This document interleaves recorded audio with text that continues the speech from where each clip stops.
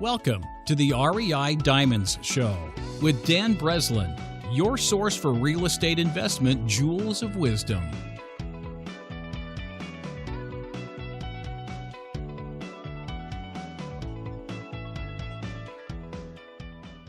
Welcome to the REI Diamond Show monthly market update episode for the current month of April 2017.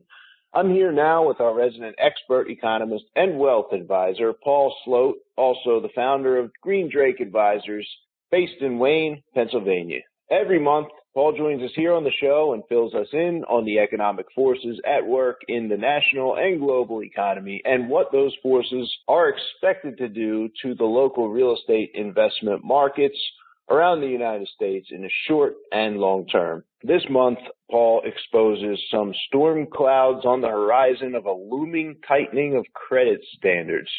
You probably remember the stories of 2008, 2009, when all of a sudden the banks pulled all the credit lines and all the pending deals started falling out. It was absolutely demoralizing and decimated the real estate market. The time to get ready for a situation like that is right now. So anyway, let's hand it over to Paul.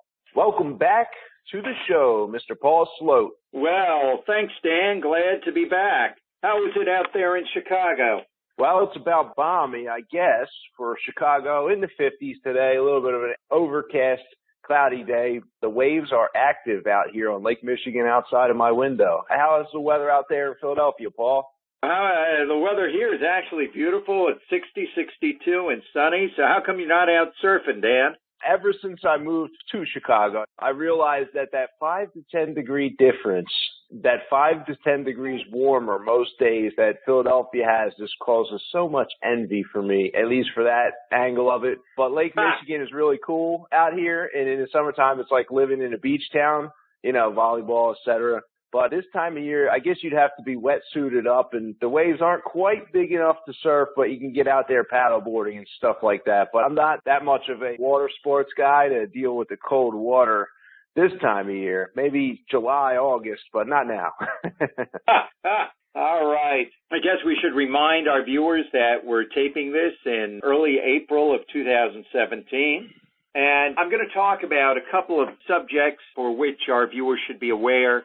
Last month, we talked about how costs were beginning to creep up and likely would continue to creep up. It's clear from a number of appointments in the Trump administration that they will not tolerate a strong dollar, and that likely the dollar sometime over the next couple of years is going to start heading down. And when it does, it will add to inflation, especially on the commodity side. So I think the listeners should be aware of that. And that's all I'm going to say on costs. But what I did want to talk about, my major topic today, is going to be consumer credit. Now, as we all know, mortgage standards have been pretty strict since we got Dodd-Frank, and the banks have begun to lend against housing as a lagged function to the rise in home prices. However, our listeners should be aware that consumer credit outside of housing has begun to deteriorate.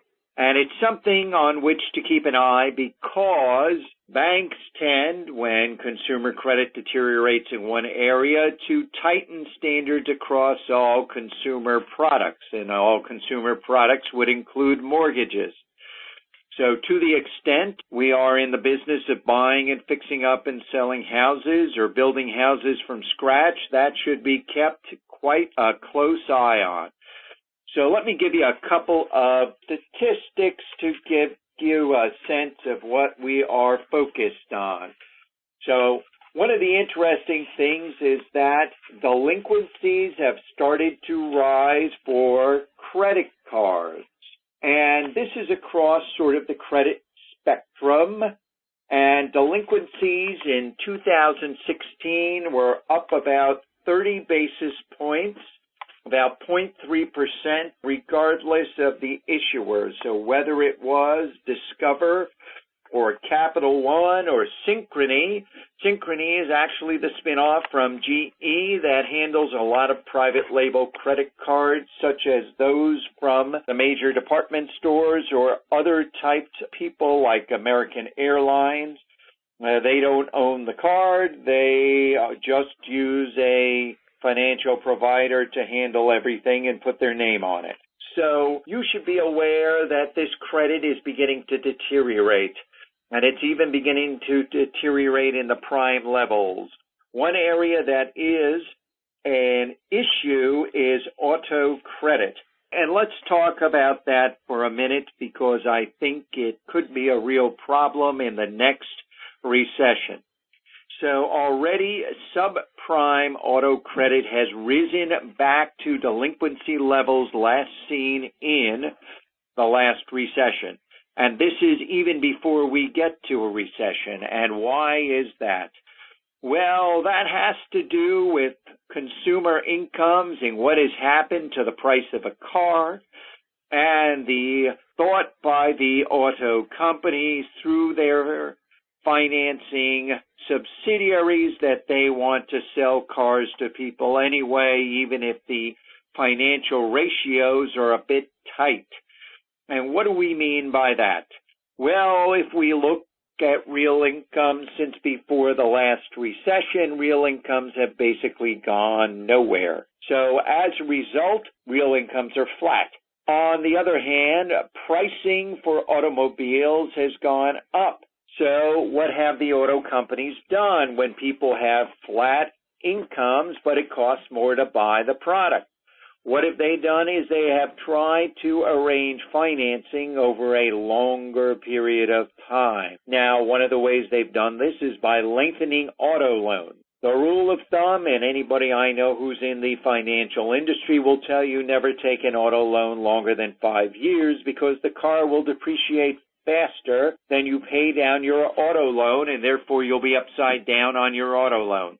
So that is thing one. So they've started extending the timeline on your auto loans. Well, what's going to happen is if a consumer gets into trouble and the value of the car is less than the auto loan against it, they're just going to hand the keys back to the dealer or the finance company. So that's one thing that's going to go on. The second thing is by extending the length of time for those auto loans, that means the consumer will not be able to buy a car as often. Ergo, we have the advent of leasing. Leasing is cheaper than buying because you're only renting the car for a particular period of time. Effectively, if you were to lease and pay that lease rate to buy a car, it would take you something like 12 years to buy the car. There are issues with leasing, and one of the issues with leasing is the residual value. And what is a residual value? The residual value is the amount that the car company assumes the automobile you are driving will be worth in 2 to 3 years when that car rolls off lease. And we have commented on that before for our wealth management practice. When leasing was a very small part of the business back in the late 90s, it was less than 10% of auto sales, and therefore it was used sparingly and used in the right cases. And then starting in the mid-2000s, when people were spending lots of money on houses, well, the leasing expanded as well because they needed a lower payment on that auto in order to afford a bigger payment on the house. So auto dealers expanded their leasing. Leasing went to somewhere between 15 and 17% of all autos sold, almost doubling the share of automobiles it was servicing. Let's fast forward to 2016. Between 2007 and 2016, consumer incomes went nowhere and auto prices went up. So how do we lower that monthly nut to the consumer? Well, we lease the car. Okay, well, we now have 32 to 33%, or approximately 1 out of 3 cars is leased today. Well, when we had a small amount of sales back in 2009 and 2010 and even 2011, the amount of leases and cars that were coming off lease was small. But as we've moved forward to 2016, we go back to 2013, and the amount of cars coming off lease has started to be large. And in fact, in the next recession if 1 in 3 cars is actually being sold on lease, and on average we have, shall we say, 16 million cars or so. It's up to 17 million recently, but let's say 16 million cars sold 2 years ago, and we take a third of that, that's over 5 million vehicles. Well, what happened in the last recession? Sales went down to a 9 million vehicle annual rate. What happens when we try to take on 5 million cars and leases on try to sell some other cars? It's a problem for the auto companies. So we think that this is a looming problem. But the bigger issue is as auto credit continues to deteriorate, other financial institutions that do not have large exposure to automobiles will start looking at this and how it's impacting the consumer's overall credit. In addition, they will start to tighten their standards for the consumer. So with credit cards deteriorating and auto loans clearly deteriorating, you have the recipe for lending institutions to tighten credit for things like mortgages and other types of consumer credit. So that is something that we would watch very carefully because it could start to have an impact on the housing market. As we have pointed out, home sales continue to be supported by the millennials, and the millennials continue to move into housing and away from apartments. And part of the way you can see that they are now starting to move into homes in a big way is if we were to look at the same-store NOI reported by the public apartment companies. Those companies are reporting significantly slower same-store NOI growth than they were a year or two ago. In fact, same-store NOI has decelerated from over 6%, which is where it ran pretty much from 2011 through 2015, to just 3% by the end of 2016. And it is looking like it's going to continue to run below 3%. Well, what happens if your same-store NOI is slowing, which is a reflection of slowing rents at the same time that maybe you have fewer people looking for apartments at the same time that you may have more people looking for houses at the same time you may have more supply coming onto the market of housing units. It is likely not a good recipe, especially if we were to add some cost pressures to the equation. And by cost pressures, I'm not talking about just materials and other things that are needed to maintain your building, but also things like labor. Labor rates have started to accelerate, and the Fed has kept track of that, and that is one of the reasons the Federal Reserve is talking about raising rates at least 2 more times this year, and possibly 3. They're keeping a wide eye on inflation. So as this inflation perks up through the system, as the underlying employment dynamic has tightened, and as we have laid out, pressures on the cost side exist for insulation and other basic things that are needed in the housing and apartment markets, what will happen is you could potentially have a real squeeze on NOI in the multifamily sector. So we say to the readers and listeners, be careful and know what you're doing. Each market is local, so New York is not going to act like Louisville, nor will it act like Seattle. So you have to pay attention to these major forces and how your local market is reacting in the face of these forces. I'm going to have a brief comment today on the office markets. One of the interesting things and statistics that sort of popped out of the woodwork has been the tenant improvement number. So despite the fact that we have relatively good occupancy, tenant improvements have been rising at a rapid rate. In fact, they have risen year over year between 15 and 20%. And I am quite sure that rents are not up 15 to 20% year over year. They're running in the mid-single digits. So as a result, when we look at this, it appears that there could be some real pressure on the office side over the next couple of years. So that is another thing to keep an eye on with office buildings, because those cost increases are kind of hidden in the tenant improvement line.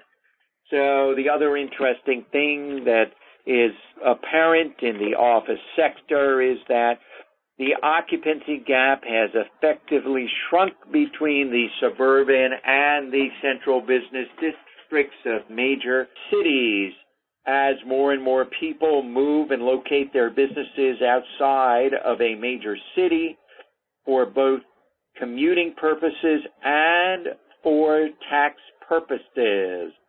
So, for example, if we were to come here to the Philadelphia region, you would notice that there are numerous office buildings built right across the line that demarks Philadelphia from the suburbs. Now, this is because of the tax structure in Philadelphia, which makes it difficult for businesses to justify locating in Philadelphia. And we have seen this around the country as various cities raise taxes in order to close budget gaps and to meet pension obligations. In a number of cities, if those were included in regular accounting, just like we did for companies, those cities would effectively be bankrupt. However, we're not allowed to have cities such as Chicago go bankrupt, so therefore we come up with a different solution. We raise taxes and we kick it down the line. But raising taxes is making business reconsider where they are going to locate. And they have a choice. They can be in the Chicago suburbs or they can be in the central business district of Chicago. And so you have that in Chicago and Philadelphia and a number of other cities where people are choosing to be on the outskirts in the suburbs just across the line. So I would say that is something to watch, and it's become quite pronounced, this business cycle where central business district occupancies, which used to be significantly higher than suburban occupancies, have asymptoted to suburban occupancies. It hasn't been that suburban occupancies went up. It's that central business district and Class A occupancies have dropped towards suburban occupancies.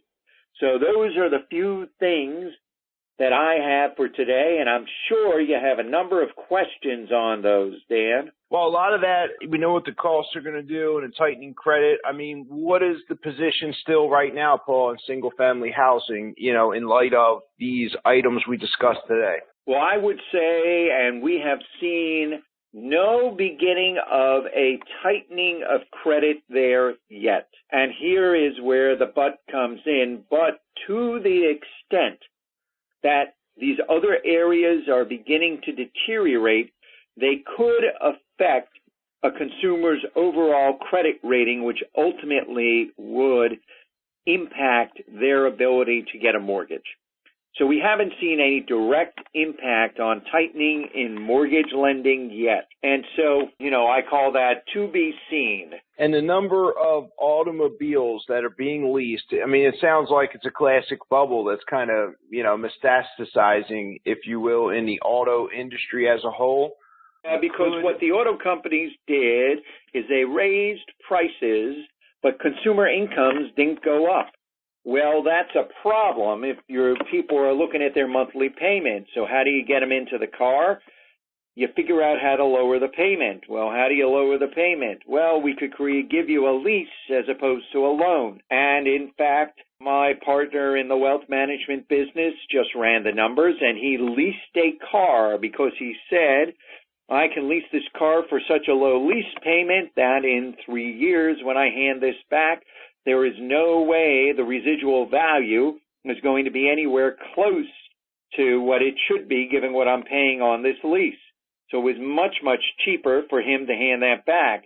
And this is starting to be reflected in the pricing for used vehicles, and I'll call them newly owned used vehicles as opposed to old owned vehicles.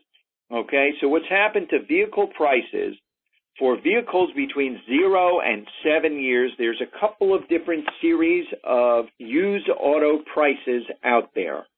One is the Manheim Index, which takes everything, whether a car is 1 year old up to whether it's 15 or 18 or 20 years old.